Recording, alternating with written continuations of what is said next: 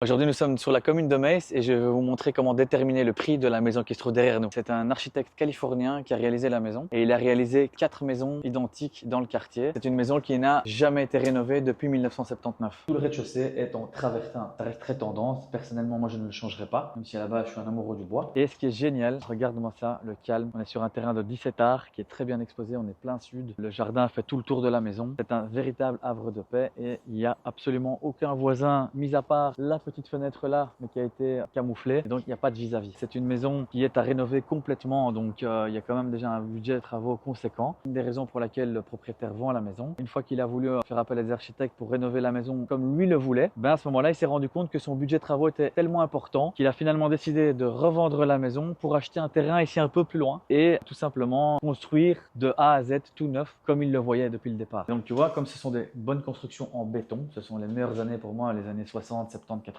Si tu peux remarquer qu'il fait assez frais dans la maison. Malgré les 35 degrés qu'on a aujourd'hui dehors, il fait bon dans la maison, c'est agréable. Tu vois, ça c'est du béton.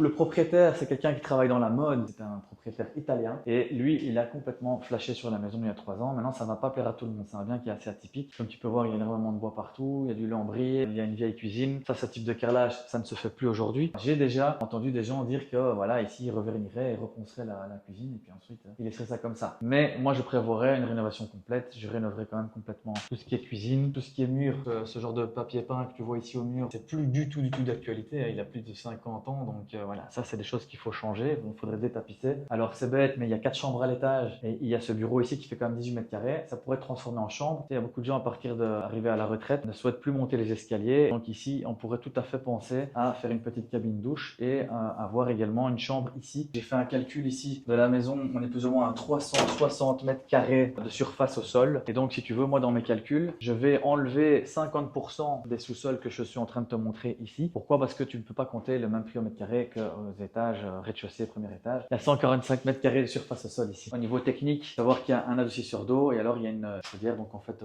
gaz atmosphérique, encore c'est les anciens modèles, c'est une chaudière qui doit avoir 15 ans. Donc évidemment ça déjà, rien qu'au niveau énergétique, tu pourrais changer et mettre soit une pompe à chaleur, tu pourrais mettre une chaudière à condensation, acheter du neuf ou de l'existant.